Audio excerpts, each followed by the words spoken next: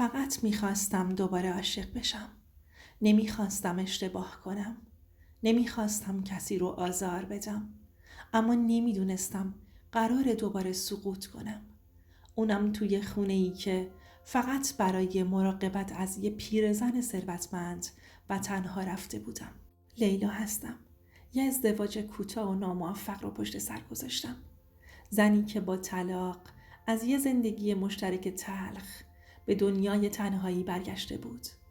روزهایی که پر از سکوت و اشک بودند و هر لحظه با خاطره های تلخ پر می شدن.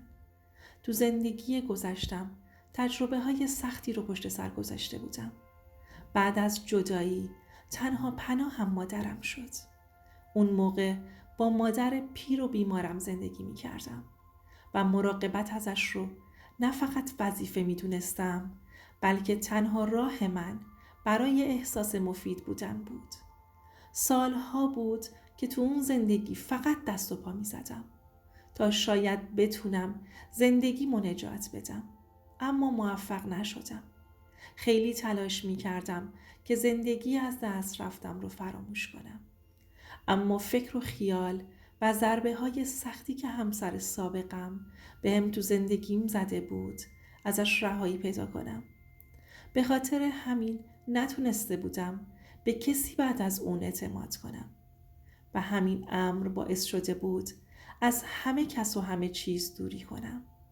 گذشتم اونقدر تیر و تار بود که حتی حرف زدن هم در موردش برام درد آوره.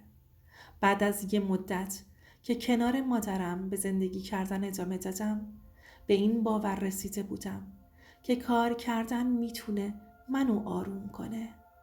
حقوق بازنشستگی مادرم بود، ولی وقتی دلیل سر کار رفتنم رو به مادرم گفتم، اونم قبول کرد. خیلی دنبال کار گشتم، اما کاری که بخواد مناسب باشه رو پیدا نکردم، تا اینکه با یه شرکت خدماتی که از سالمندان هم نگهداری می‌کردند آشنا شدم. روزی که برای کار کردن به این شرکت رفتم، نمیدونستم این انتخاب کوچیک میتونه مسیر زندگیم رو برای همیشه تغییر بده. این شرکت تنها گزینه‌ای بود که سریعتر میتونستم مشغول به کار بشم. احساس میکردم باید کاری انجام بدم که روحیم کمی بهتر بشه و ذهنم هم از گذشته فاصله بگیره و شایدم بتونم کمی خوشبختی رو پیدا کنم. این بود که بعد از یه مدت کوتاه وارد اولین خونه شدم. همه چیز متفاوت بود. خونه‌ای بزرگ و پر از ثروت. خانواده ثروتمندی که مادر مسنی داشتند. این خونه متعلق به خانم مرادی بود. پیرزنی تنها و ثروتمند که تنها فقط یک پسر داشت. زنی خوش اخلاق و مهربون بود و سالها بود که همسرش رو از دست داده بود و تنهایی زندگی می کرد. من از دیدن خونه با شکوهشون خیلی تعجب کردم.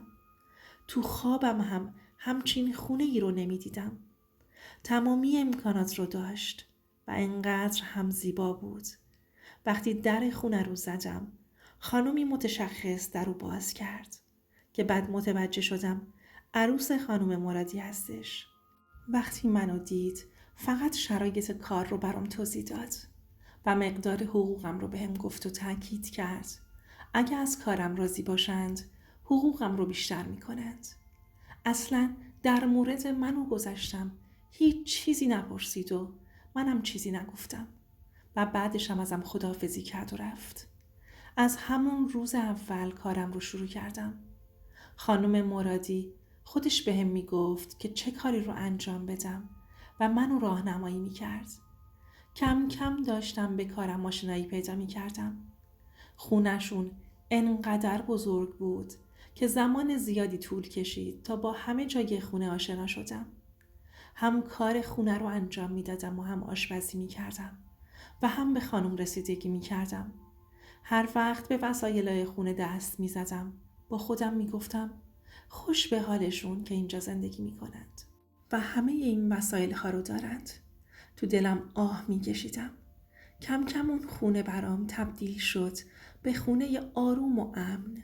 با گذر زمان توی اون خونه به آرامش رسیده بودم و گذشتم رو به کل از یاد برده بودم. شاید این شغل بهترین شغل برای من بود. من صبحها می رفتم سر کارو تا آخر شب گاهی می موندم و بعدش برمی گشتم خونه. خانم مرادی خودش شبها رو می تونست تنها بمونه.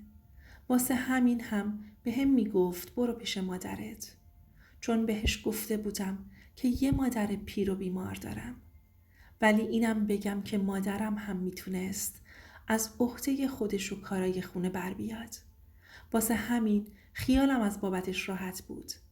فقط برای خواب با آژانس برمیگشتم خونه که هزینه آژانس رو هم خانم مرادی پرداخت میکرد. چند روز به همین منوال گذشت. یه روز که داشتم ناهار خانم رو آماده میکردم تا براش ببرم، دیدم یه آقایی وسط پذیرایی وایستاده و داره به خانم حرف میزنه. مرد خیلی جذاب و خوشتیپی بود. قد بلند و زیبا بود. با دیدنش یه جوری شدم. تا به حال مردی رو به اون جذابی ندیده بودم. آخه همسرم آدمی بود که اصلا به خودش نمی رسید. هیچ وقت به خودش و تیپ و قیافش اهمیت نمیداد. اون مرد من رو انقدر جذب خودش کرده بود که دلم میخواست ساعتها فقط بشینم و نگاش کنم. اسمش آرش بود. وقتی مادرش صداش زد اسمش رو متوجه شدم. آرش یک تاجر موفق بود. کسی که بیشتر وقتش رو به سفر و کار اختصاص میداد و خیلی کم پیش می اومد که تو خونه حضور داشته باشه. آرش مردی بود که شخصیت خیلی قوی داشت. تک فرزند خانم مرادی بود و زندگی خودش رو داشت. آرش مردی بود که در ظاهر آدم محترم به نظر می رسید. ولی وقتی نگاهش رو دیدم حس کردم پشت اون نگاه دنیایی پر از درد و نارضایتی پنهون شده. وسط اتاق موقع چیدن میز ناهار به آرش سلام کردم و اونم با شنیدن صدای من سمتم برگشت و با چهره مهربون جوابم رو داد. قلبم تند تند میزد. توی دلم به خودم غر میزدم که چرا یه لباس مناسب تنم نبوده؟ چرا یه مقدار آرایش نداشتم؟ مثلا تو خونه به اون زیبایی پرستار بودم. همش خودم رو سرزنش میکردم و سریع از پذیرایی خارج شدم.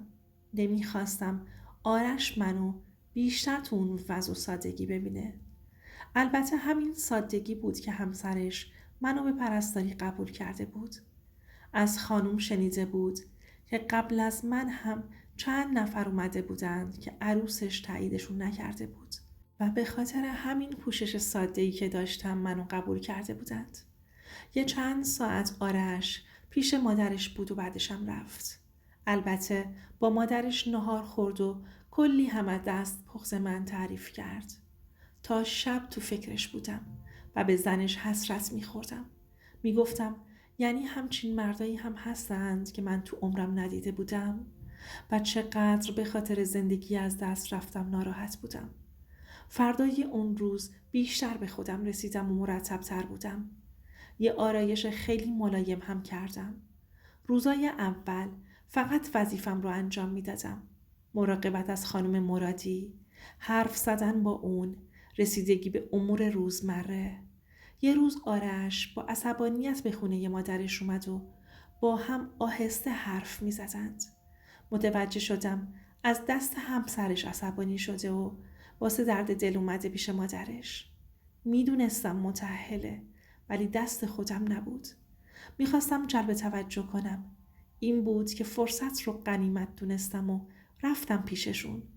بعد از سلام علیک کردن با صدای ملایمی گفتم چای بیارم براتون یا قهوه؟ سرش رو بالا گرفت و بهم گفت سلام چطوری؟ قهوه بیار مرسی. رفتم تو آشپزخونه و سعی کردم بهترین قهوه عمرم رو درست کنم و براش ببرم. وقتی قهوه رو براش بردم و خورد خیلی آرومتر شده بود. به لطف قهوه من حال بهتری داشت. خوشحال بودم که تونسته بودم با این حرکت آرامش رو بهش برگردونم. بعد از اینکه آرش رفت مشغول به کار شدم که خانم شروع کرد در مورد پسرش و عروسش صحبت کردند که با هم تفاهم ندارند و به خاطر همین برای زندگی پسرش ناراحته. منم سعی می کردم که به حرفاش گوش کنم و دلداریش بدم. دیگه از اون روز به بعد آرش به سفر نمی رفت. هر روز می اومد خونه مادرش، با من هم صمیمی شده بود. گاهی جلوی من با مادرش راحت حرف می زد. حتی از من هم نظرخواهی می کرد. وقتی که بهش گفتم که زندگی مشترک از دست رفته داشتم، شوکه شده بود و می گفت اصلا فکر نمی کردم که قبلا ازدواج کرده باشی. بهت میاد که مجرد باشی. جواب دادم آدمی نیستم که بتونم زیاد تو سختی ها دووم بیارم. ولی الان آرامشی رو که دارم با دنیا عوض نمی کنم. کم کم نگاه ها و حرف های آرش، رفتار مهربونش و البته کمی بازیگوشیش قلبم رو لرزوند. اینطوری شد که صحبت های صمیمانه من و آرش شکل گرفت. ما در مورد زندگی و تجربه های گذشته و آرزوهای از دست رفتمون با هم حرف می زدیم. اونقدر صمیمی شده بودیم که انگار چند سال همو می شناختیم. از اون روز به بعد هر وقت که آرش به خونه مادرش می اومد، ما دوتا وقت بیشتری رو با هم سپری می کردیم. تا اینکه متوجه شدم به آرش خیلی نزدیک شدم و هیچ تلاشی هم نمی کردم تا جلوی این نزدیک شدن رو بگیرم. یه روز که خانم مرادی تو خواب بود، آرش ازم خواست که باهاش به داخل باغ برم. تو فضای سکوت و زیر آسمون پر از ستاره، آرش با صدای آروم و دلنشین احساسش رو با من در میون گذاشت. شوکه شده بودم. قلبم داشت از حرکت وای میستاد. از ته قلبم خوشحال بودم. من کجا و آرش کجا؟ یعنی واقعا تونسته بودم قلبش رو به دست بیارم؟ انگار دنیا مال من شده بود. من حس کردم کسیه که مدتها به تمام حرفام گوش کرده. کم کم دل بستن بهش برام غیر قابل اجتناب شد. احساس می کردم بعد از همه شکست هام دوباره حق داشته باشم عاشق بشم. به هم گفت که سالهاست دیگه ازدواجش از شور و حرارت افتاده و تنها به خاطر خانواده هستش که داره زندگی مشترکش رو ادامه میده. گفت احساس میکنه که کسی درکش نمیکنه به غیر از من. اون لحظه برام نقطه اوج بود. هرگز فکر نمیکردم که چنین احساسی نسبت به یک مرد متأهل پیدا کنم. ولی تونسته بودم آرش رو تحت تأثیر خودم قرار بدم. تو چشماش نگاه میکردم و آرش هم احساسم رو از تو چشمام خونده بود که همون لحظه رابطه احساسیمون شکل گرفت. رابطه ما آروم آروم شروع شد با نگاه های مخفی و پیام های کوتاه، ولی هر روز احساس گناه و هیجان بیشتری همراهش بود. من میدونستم آرش متأهله. میدونستم دارم از اعتماد خانم مرادی سوء استفاده میکنم، اما قلبم نمیخواست بهش گوش کنه. چند ماه گذشت و ما رابطمون به اوج خودش رسیده بود. آرش برای من هدایا و گلهای زیادی می آورد و زمانهای مخفیانه ای رو با هم می گذروندیم. من از عشق و شوری که نسبت به آرش پیدا کرده بودم همیشه تو دلم نگرانی و ترس داشتم که رابطمون فاش نشه. نمیدونستم تا کجا میتونیم این رابطه مخفی رو نگه داریم. آرش حال دلش عالی بود و منم بلد بودم چجوری آرومش کنم. طوری شده بود که آرش کمتر به خونش میرفت. تا شب گاهن خونه مادرش میموند. از ترس اینکه کسی متوجه بشه برام یه خونه خریده بود، ولی به اسم خودش، که شبها رو اونجا کنار هم بمونیم. منم به مادرم میگفتم که کارم به شیفت شب تا صبح هم کشیده شده. همه چیز خیلی خوب بود و کنار هم خوشحال بودیم. من به اون زندگی رویایی خودم رسیده بودم. تا اینکه بعد از چند ماه همسر آرش به رفتارهای آرش مشکوک شد. به دیر رفتنهاش، به خونه، به رفت و آمدهای زیاد خونه مادرش شک میکنه و تصمیم میگیره که این قضیه رو پیگیری کنه. زنی که همیشه با مهربونی جلوی من ظاهر میشد، حالا با اون نگاه های مرموزش و سوالات ظریفش کم کم داشت حقیقت رو آشکار میکرد. نمیدونستم چی کار کنم. قلبم پر از ترس شد. حس کردم دنیا روی سرم خراب شده. بعد از اینکه یه مدت آرش رو زیر نظر میگیره، متوجه میشه که آرش داره بهش خیانت میکنه. این موضوع رو سریع با مادر شوهرش در میون میذاره و چون خانوم همیشه به من به چشم یه دختر معصوم و پاک نگاه میکرد، زیاد طولی نکشید که تو خانواده‌شون رسوا شدم. دیگه نگاهش به من عوض شده بود. یه شب که تو خونه منتظر بودم تا آرش بیاد و باز هم با هم باشیم، زنگ در رو زدند. وقتی در رو باز کردم، با دیدن زن آرش شوکه شده بودم. هر چی که تو دهنش بود بهم گفت و ازم خواست که از شوهرش فاصله بگیرم. وقتی که همه چی رو خانم مرادی متوجه شد، از اون رابطه پنهونی جلوش خجالت کشیدم و شرمسار شدم. خانم از من خواست فوراً خونش رو ترک کنم، چون بهم اعتماد داشت و منم از اعتمادش سوء استفاده کرده بودم. منم مجبور شدم که اون خونه رو ترک کنم و دوباره به زندگی در کنار مادر پیرم ادامه بدم. اما حالا بیشتر از همیشه احساس می کنم که تنهاییم ابدی هستش. بعد از اون قضیه آرش اصلاً دنبالم نیومد و سراغم رو نگرفت. از این بیشتر قلبم شکسته شده بود که منو وسط اون همه اتفاقات تنها گذاشته بود و رها کرده بود. همون لحظه فهمیدم همه چیزم از دست رفته. حس کردم تمام زندگی و امیدم به یک بار نابود شده و دوباره تنها شده بودم. اما این بار با درس بزرگی که زندگی به من داده بود، هیچ عشقی ارزش نداره که آرامش و اعتمادت رو قربونی اون کنی. اشتباه من دردناک و گرون قیمت بود، ولی تنها راه برای رشد پذیرفتن واقعیت و ادامه زندگیه. وقتی از اون خونه بیرونم کردند، دوباره برگشتم به اتاق کوچیکی که با مادرم زندگی می کردم. همه چی تموم شده بود. عشق، اعتماد، امید.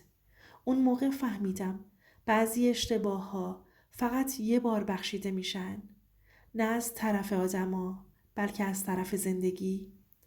ممنونم که تا آخر داستان با من بودی. اگه این داستان روی دلت اثر گذاشت، لطفاً لایک کن و نظرت رو هم برام بنویس. کانالم رو سابسکرایب کن تا صدای خاموش دلهایی که خیانت دیدند بیشتر شنیده بشه.